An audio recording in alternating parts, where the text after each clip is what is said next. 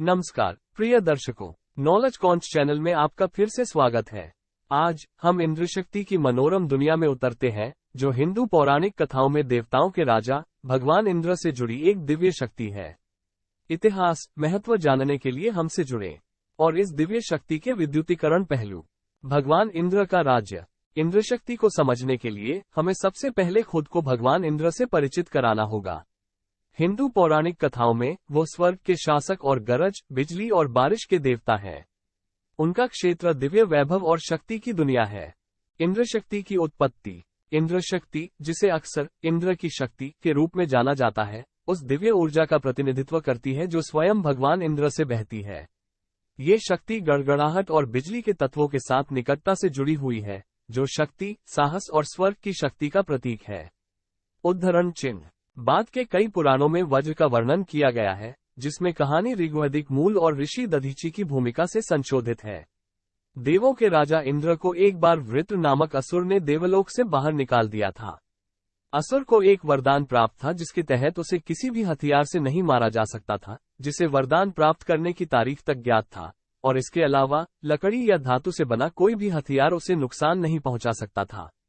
ऐसा कहा जाता है कि इंद्र, जो अपने राज्य को पुनः प्राप्त करने की सारी आशा खो चुका था, शिव के पास गया, जो उसकी मदद नहीं कर सके। इंद्र, शिव और ब्रह्मा के साथ विष्णु की सहायता लेने गए। विष्णु ने इंद्र को बताया कि केवल दधीचि की हड्डियों से बना हथियार ही वृत्र को हरा सकता है।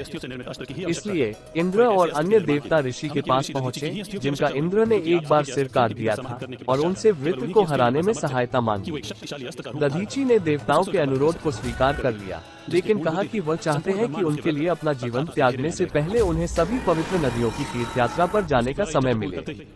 तब इंद्र पवित्र नदियों के सभी जल को नैमिषा वन में ले आए, जिससे ऋषि को बिना समय बर्बाद किए अपनी इच्छा पूरी करने की अनुमति मिल गई। ऐसा कहा जाता है कि दधीचि ने योग की कला से अपना जीवन त्याग दिया था, जिसके बाद देवताओं ने उनकी रीढ़ की हड्डी से वज्रायुध बनाया था। इस हथियार का उपयोग तब असुर को हराने के लिए किया गया था, जिससे इंद्र को देवलोक के राजा के रूप में अपना स्थान पुनः प्राप्त करने की अनुमति मिली। गर्जने वाली शक्तियां। इंद्र शक्ति को एक दिव्य हथियार माना जाता है, एक वज्र जो तूफान के पूरे प्रकोप को दूर करने में सक्षम है। ये दैवीय अधिकार और देवताओं की अदम्य शक्ति का प्रतीक है।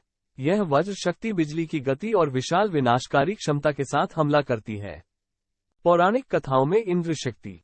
हिंदू पौराणिक कथाओं में इंद्र शक्ति को अक्सर शक्तिशाली विरोधियों के साथ लड़ाई के दौरान भगवान इंद्र द्वारा संचालित किया जाता है। ये भगवान के अधिकार और स्वर्ग के रक्षक के रूप में उनकी भूमिका का एक प्रमाण है। ये कहानियां इस दिव्य शक्ति की प्रचंड शक्ति को उजागर करती हैं। जैसा कि महाभारत में राजा युधिष्ठिर को दिए गए वर्णन में बताया गया है, वृत्र एक असुर था जिसे कारीगर देवता त्वष्ट्री ने इंद्र द्वारा अपने बेटे की हत्या का बदला लेने के लिए बनाया था, जिसे त्रिशिरस या विश्वरूप के नाम से जाना जाता था। वृत्र ने युद्ध जीत लिया और इंद्र को निगल लिया, लेकिन अन्य देवताओं ने उसे इंद्र को उगलने के लिए मजबूर किया। युद्ध जारी रहा और अंततः इंद्र को भागने के लिए मजबूर होना पड़ा। विष्णु और ऋषियों, मुनियों ने एक समझौता किया, जिसमें इंद्र ने शपथ ली कि वह धातु, लकड़ी या पत्थर से बनी किसी भी चीज से, नहीं सूखी या गीली किसी भी चीज से, या दिन या रात के दौरान वृत्र पर हमला नहीं करेगा। इंद्र ने गोधूली के समय उसे मारने के लिए समुद्र की लहरों से निकले झाग, जिसे विष्णु ने जीत सुनिश्चित करने के लिए प्रवेश कराया था, का इस्तेमाल किया। श्रीमद्भागवत वृत्र को विष्णु के भक्त के रूप में पहचानता है, जो केवल पवित्रतापूर्वक और आक्रामकता के बिना जीवन जीने में विफलता के कारण मारा गया था। ये कहानी इस प्रकार चलती है। श्रीमद्भागवत 6.9.11 विश्वरूप के मारे जाने के बाद उसके पिता त्वष्टा ने इंद्र को मारने के लिए अनुष्ठान किया। उन्होंने यज्ञ अग्नि में आहुति देते हुए कहा, हे इंद्र के शत्रु, अपने शत्रु को अविलंब मारने के लिए आगे बढ़ो। श्रीमद्भागवत 6.9.12। इसके बाद यज्ञ अग्नि के दक्षिणी भाग से, जिसे अन्वहर्य के नाम से जाना जाता है, एक भयानक व्यक्तित्व प्रकट हुआ जो सहस्राब्दी के अंत में संपूर्ण सृष्टि के विनाशक जैसा दिखता था। श्रीमद्भागवत 6.9.13-17। चारों दिशाओं में छोड़े गए तीरों की तरह राक्षस का शरीर दिन ब दिन बढ़ता गया। लंबा और काला, वो एक जली हुई पहाड़ी की तरह दिखाई देता था और शाम के समय बादलों की एक चमकदार श्रृंखला के समान चमकदार था। राक्षस के शरीर पर बाल और उसकी दाढ़ी और मूंछें पिघले हुए तांबे के रंग की थी, और उसकी आंखें दोपहर के सूरज की तरह चुभ रही थीं। वह अजेय प्रतीत हो रहा था, मानो अपने प्रज्वलित त्रिशूल की नोक पर तीनों लोकों को धारण कर रखा। नाचते और ऊंचे स्वर से चिल्लाते हुए उसने सारी पृथ्वी की सतह को मानो भूकंप से कांप दिया। जब वह बार बार जम्हाई लेता था तो उसे ऐसा लगता था जैसे वह अपने मुंह से पूरे आकाश को निगलने की कोशिश कर रहा हो, जो एक गुफा जितनी गहरी थी। ऐसा लग रहा था जैसे वह अपनी जीभ से आकाश के सभी तारों को चाट रहा हो और अपने लंबे, नुकीले दांतों से पूरे ब्रह्मांड को खा रहा हो। इस विशाल राक्षस को देखकर सभी लोग अत्यंत भयभीत होकर इधर उधर सभी दिशाओं में भागने लगे। श्रीमद्भागवत 6.9.18। वह अत्यंत भयानक राक्षस, जो वास्तव में त्वष्टा का पुत्र था, ने तपस्या के प्रभाव से सभी ग्रह प्रणालियों को धक लिया था। इसलिए उनका नाम वृत्र रखा गया, या वो जो सब कुछ धक लेता है। वृत्र असुरों का मुखिया बन गया। यहाँ इसे स्वाभाविक रूप से दुर्भावनापूर्ण के रूप में चित्रित किया गया है, वैदिक संस्करण के विपरीत, जिसमें वे परोपकारी या द्वेषपूर्ण हो सकते हैं। उसने दूसरों की भलाई करने के अपने धर्म, कर्तव्य को त्याग दिया और देवताओं से युद्ध करते हुए हिंसा की ओर मुड़ गया। आखिरकार उसने बढ़त हासिल कर ली और देवता उसकी बुरी ताकत से डर गए। इंद्र के नेतृत्व में वे मदद के लिए विष्णु के पास पहुंचे। उन्होंने उन्हें बताया कि वृत्र को सामान्य तरीकों से नष्ट नहीं किया जा सकता है, ये खुलासा करते हुए कि केवल एक ऋषि की हड्डियों से बना हथियार ही उसे मार सकता है।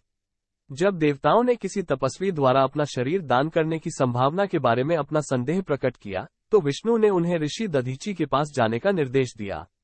जब देवताओं ने उनसे संपर्क किया, तो दधीची ने खुशी खुशी भलाई के लिए अपनी हड्डियां दे दी। उन्होंने कहा कि उनकी हड्डियां जमीन में सड़ने से बेहतर होगा कि वे उन्हें विजय प्राप्त करने में मदद करें। देवताओं ने हड्डियां एकत्र की और इंद्र ने उनसे वज्रायुध बनाया। जब उन्होंने वृत्रा से दोबारा युद्ध किया, तो युद्ध 307 दिनों तक चला। इसके बाद वृत्र ने अंतिम सांस। रामायण के अनुसार एक बच्चे के रूप में हनुमान विशाल आकार के हो गए और उन्होंने सूर्य को एक पका हुआ फल समझकर निगलने का प्रयास किया। उसने राहु को भी निगलने का प्रयास किया, जिसे दैवीय रूप से सूर्य को निगलने का कार्य सौंपा गया था। क्रोधित होकर राहु ने अपना मामला इंद्र के समक्ष रखा, जो तुरंत अपने हाथी पर सवार ऐरावत पर प्रकट हुए। जब हनुमान ने उनकी सवारी पर कब्जा करने का प्रयास किया, तो इंद्र ने जवाबी कार्रवाई में वज्र से हनुमान की कुर्दी पर प्रहार किया, जो पृथ्वी पर उतर आया। बच्चे के आध्यात्मिक पिता और पवन के देवता वायु ने उसके जमीन पर गिरने से पहले ही उसे पकड़ लिया और एक गुफा में चले गए। प्रतिशोध में उसने सृष्टि में व्याप्त सारी हवा को बुलाया, जिससे ब्रह्मांड में सभी जीवन का दम घुट गया। सृष्टि के देवता ब्रह्मा ने वायु को प्रसन्न करने के लिए कई देवताओं को गुफा में बुलाया। इंद्र ने अपने दिव्य वज्र की शक्ति से हनुमान के अंगों को संक्रमित कर दिया। प्रतीकवाद और विरासत। अपनी विनाशकारी क्षमताओं से परे इंद्र शक्ति गड़गड़ाहट और पृथ्वी की प्राकृतिक शक्तियों का प्रतीक है, जो पृथ्वी पर जीवन के लिए आवश्यक है। इसकी विरासत विस्मय और श्रद्धा को प्रेरित करती है, हमें उन दिव्य ऊर्जाओं की याद दिलाती है जो हमारी दुनिया को आकार देती है। निष्कर्ष। जैसे ही हम इंद्र शक्ति की अपनी खोज समाप्त करते हैं, हमने दिव्य शक्तियों और दैवीय अधिकार के दायरे की झलक देखी है। ये प्रचंड शक्ति प्रकृति की विस्मयकारी सुंदरता और शक्ति का प्रतीक है। दुनिया के माध्यम से इस विद्युतीकरण यात्रा में हमारे साथ शामिल होने के लिए धन्यवाद इंद्र शक्ति।